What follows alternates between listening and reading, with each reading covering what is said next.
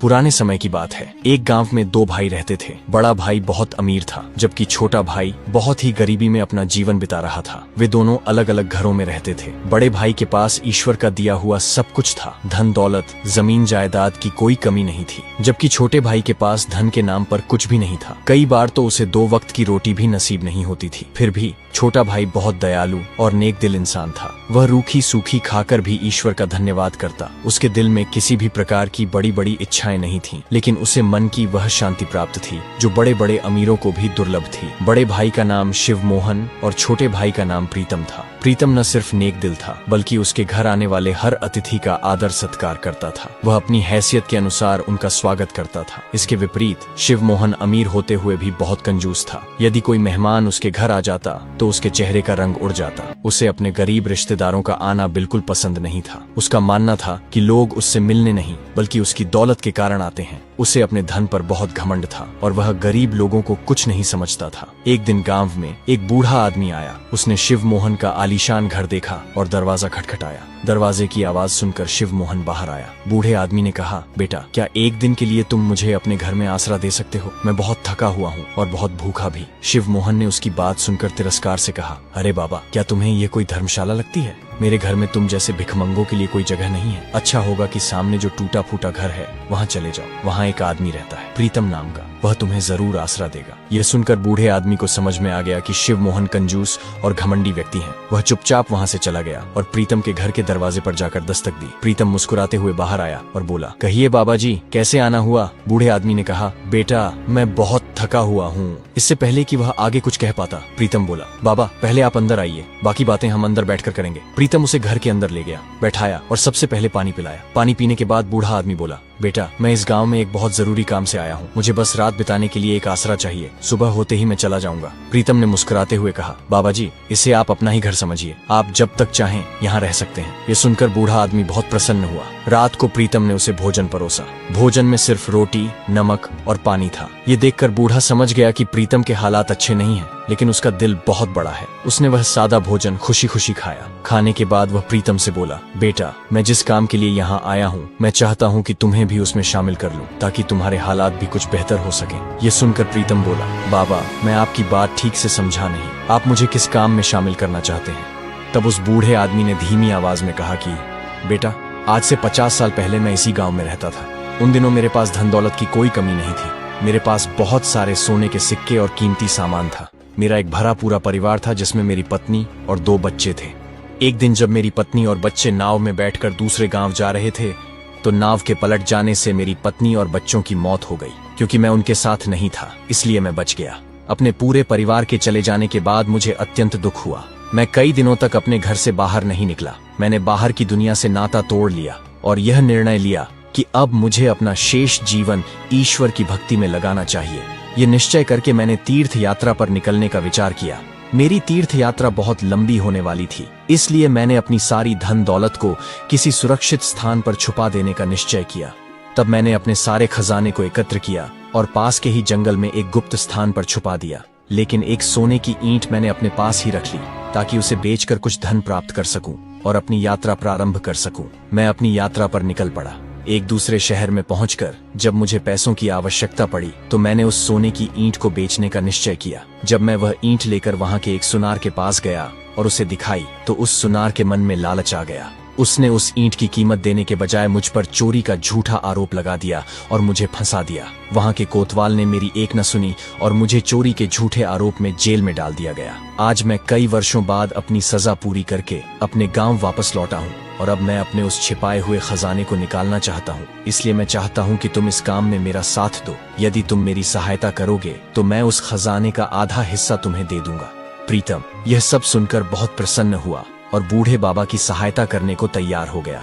बूढ़े बाबा ने उस रात प्रीतम के घर ही विश्राम किया और सुबह सूरज निकलने से पहले वे दोनों लोगों की नजरों से बचते बचाते जंगल की ओर चल पड़े। जंगल के भीतर पहुंचकर बूढ़े बाबा ने एक पुराना नक्शा निकाला और उसमें बनी निशानियों के अनुसार रास्ता पहचानने लगे। कुछ ही देर में वे एक बड़े बरगद के पेड़ के नीचे पहुंच गए। बूढ़े बाबा ने कहा, बेटा, यही वह जगह है जहां मैंने खजाना छुपाया था। अब तुम यहाँ खुदाई शुरू कर दो। प्रीतम ने कुदाल निकाली और खुदाई शुरू की। कुछ देर बाद उसे वहां एक लकड़ी का संदूक दिखाई दिया। उसने कुदाल एक ओर रख दी और संदूक निकालकर बाबा के सामने रख दिया। फिर वे दोनों उसे लेकर घर लौट आए। घर पहुंचकर जब उन्होंने संदूक खोला तो वे दंग रह गए। संदूक के भीतर सोने की ईंटें और सोने की मुहरें भरी हुई थीं। यह देखकर प्रीतम आश्चर्यचकित रह गया। बूढ़े बाबा ने उसमें से आधा सोना निकालकर प्रीतम को दे दिया और बाकी आधा सोना संदूक में ही रहने दिया। फिर बाबा ने समझाया, बेटा, इस धन का उपयोग बहुत ही सावधानी से करना।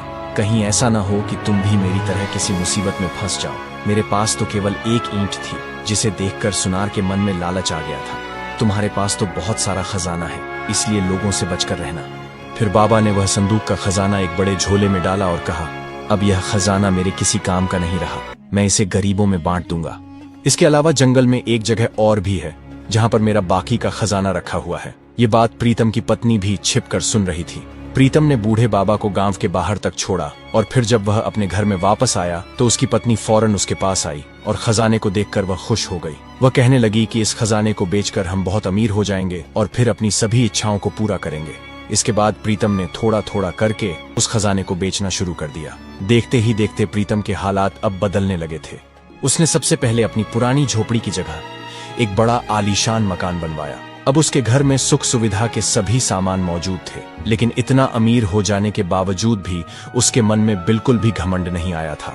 उसके घर में जो भी मेहमान आता वह पहले से ज्यादा बढ़ चढ़कर उनके आवभगत करता। अपने दरवाजे पर आने वाले गरीब और दीन दुखियों की वह धन देकर सहायता करता। अब तो गांव के लोग उसकी पहले से भी ज्यादा इज्जत करने लगे थे। अमीर होने की खबर जब उसके बड़े भाई शिव मोहन को मिली तो वह अपनी पत्नी को साथ लेकर छोटे भाई प्रीतम के घर पहुंच गया और बड़ी हैरानी से उसका आलीशान मकान देखने लगा। उसने फिर प्रीतम से बोला, छोटे भाई, तुम इतना अमीर कैसे हो गए? लेकिन प्रीतम ने भी इस बारे में उसे कुछ नहीं बताया और बस इतना ही कहा कि ये सब तो भगवान की कृपा है। प्रीतम और शिव मोहन की पत्नियां एक दूसरे से बहुत ही जलती थीं और फिर शिव मोहन की पत्नी प्रीतम की पत्नी से जलकर कहने लगी कि तुम लोग जितना भी अमीर हो जाओ लेकिन हमारी बराबरी कभी नहीं कर पाओगे। यह सुनकर प्रीतम की पत्नी को गुस्सा आ गया और उसके मुंह से यह बात निकल गई कि हमारे पास तो और भी खजाना है जिसे जंगल से निकालकर हम तुमसे भी ज्यादा अमीर हो जाएंगे। शिव मोहन की पत्नी, जो कि बहुत ही धूर्त महिला थी, उसे यह बात दिमाग में घर कर गई। अपना जवाब न मिलने पर शिव मोहन अपनी पत्नी के साथ वहां से चल दिया। घर पर पहुंचते ही शिव मोहन की पत्नी अपने पति शिव मोहन से कहने लगी कि तुम्हारा भाई जंगल से कोई खजाना निकाल कर लाया है जिससे वह इतना अमीर हुआ है। उसकी पत्नी मुझे बता रही थी कि जंगल में अभी और भी खजाना है जिसे निकालकर वह हमसे भी ज्यादा अमीर हो जाएंगे। मैं नहीं चाहती कि इस गांव में कोई हमसे भी ज्यादा अमीर हो। आप किसी भी तरीके से जंगल में दबे हुए उस खजाने को ढूंढने की कोशिश कीजिए ताकि मैं आपके भाई प्रीतम की पत्नी को मुंह तोड़ जवाब दे सकूं। शिव मोहन अपनी पत्नी की बात सुनकर हैरान रह गया और बोला, लेकिन जंगल से खजाना ढूंढना इतना आसान काम नहीं है। मुझे तो लगता है कि वह बूढ़े बाबा जिसे हमने घर से निकाला था, अवश्य उसी ने ही प्रीतम को उस खजाने के भेद के बारे में बताया होगा, क्योंकि वह बूढ़ा आदमी इससे पहले कभी भी हमारे गांव में नजर नहीं आया था और उसके यहाँ से जाने के बाद ही प्रीतम इतना धनवान हुआ है। असल बात तो ये थी कि शिव मोहन भी नहीं चाहता था कि उसका भाई उससे भी ज्यादा धनवान हो जाए और तब उसने खजाने की तलाश करने का फैसला किया, जबकि वह खजाना तो उसका था ही नहीं। अब शिव मोहन हर समय अपने भाई प्रीतम की निगरानी करने लगा। कुछ दिनों बाद वही बूढ़ा बाबा एक बार फिर से उस गांव में वापस आया तो शिव मोहन ने उसे गली से गुजरते हुए देख लिया। अब तो शिव मोहन उस बूढ़े आदमी की हर हरकत पर नजर रखने लगा। वह बूढ़ा आदमी सीधा प्रीतम के घर पर गया। जब उसने प्रीतम का इतना बड़ा घर देखा तो वह बहुत खुश हुआ। बूढ़े आदमी ने प्रीतम के दरवाजे पर दस्तक दी। प्रीतम जब बाहर आया तो बूढ़े बाबा को देखकर उसके चेहरे पर मुस्कान आ गई। प्रीतम ने बूढ़े बाबा को अंदर आने के लिए कहा, लेकिन बूढ़े बाबा ने कहा, मैं एक बहुत जरूरी काम से यहाँ आया हूँ, तुम कुछ देर के लिए मेरे साथ चलो, मुझे तुमसे एक बहुत जरूरी बात करनी है। प्रीतम और वह बूढ़ा आदमी दोनों जंगल की तरफ चलने लगे। शिव मोहन उनका पीछा कर रहा था। वह बूढ़ा आदमी प्रीतम से कहने लगा, बेटा, हो सकता है कि अब मैं कुछ दिनों तक इस गांव में न आ सकूं, इसलिए मैं तुम्हें उस दूसरे खजाने का भेद बताकर जा रहा हूं, जो कि इसी जंगल में एक दूसरी जगह पर दबा हुआ है। मेरे जाने के बाद तुम वह खजाना निकाल लेना और अपने पास सुरक्षित रख लेना। समय आने पर मैं वह खजाना तुमसे ले लूंगा। फिर बूढ़े बाबा ने प्रीतम को जंगल में रखे खजाने वाली जगह दिखा दी। शिव मोहन, जो कि उनका पीछा कर रहा था, यह सब देख रहा था। उसने भी वह सारा रास्ता अपने दिमाग में अच्छे से याद कर लिया कि खजाना कहाँ दबा हुआ है और फिर खुशी खुशी अपने घर वापस आ गया। घर पहुंचकर उसने अपनी पत्नी से कहा कि मुझे खजाने का सारा भेद मालूम हो गया है, अब बहुत जल्दी मैं वह खजाना निकाल लूंगा। यह सुनकर शिव मोहन की पत्नी बहुत खुश हुई और बड़े घमंड से कहने लगी, अब इस गांव में हमसे ज्यादा अमीर कोई नहीं हो सकता। घमंडी होने के साथ साथ वह औरत बहुत मूर्ख भी थी। इसी घमंड में वह सीधे प्रीतम के घर की ओर निकली। घर पहुंचकर प्रीतम की पत्नी से कहने लगी, इस गांव में सबसे अमीर तो अब हम ही रहेंगे, क्योंकि मेरे पति को भी जंगल में एक खजाने की जगह मालूम हो गई है, जिसे निकालकर हम लोग एक बार फिर तुम लोगों से आगे निकल जाएंगे। इतना कहकर वह इतराती हुई अपने घर वापस चली गई। शाम के समय जब प्रीतम अपने घर लौटा तो उसकी पत्नी कहने लगी, तुम्हारे बड़े भाई की पत्नी आई थी और कह रही थी कि तुम्हारे भाई को भी जंगल में किसी खजाने की जगह के बारे में पता चल गया है और वह भी खजाना निकालकर हमसे ज्यादा अमीर हो जाएंगे। तब प्रीतम ने कहा, लेकिन उन्हें जंगल में खजाना होने के बारे में कैसे पता चला? तब प्रीतम की पत्नी को अपनी बेवकूफी पर बहुत शर्मिंदगी महसूस हुई और वह प्रीतम से कहने लगी, पिछली बार जब तुम्हारे भाई और भाभी हमारे घर आए थे तो तुम्हारी भाभी ने मुझे नीचा दिखाने की कोशिश की थी। तब मैंने गुस्से में आकर कह दिया था कि हमारे पास तो और भी खजाना है। ये सुनकर प्रीतम चिल्लाते हुए बोला, अरे बेवकूफ औरत, मैंने तुझे पहले ही समझाया था, आम खाओ पेड़ मत गिनो। मतलब तुम खजाने के बारे में किसी से कोई बात मत करना, फिर भी तुम अपने हरकतों से बाज नहीं आई। मुझे लगता है कि मेरे भाई ने मुझे उस बूढ़े बाबा के साथ जंगल जाते हुए देख लिया होगा। इससे पहले कि मेरा भाई उस खजाने को वहां से निकाल ले, मुझे आज रात ही वह खजाना वहां से निकालकर किसी सुरक्षित जगह पर पहुंचा देना होगा। अब तुम इस बात को किसी और से मत कहना।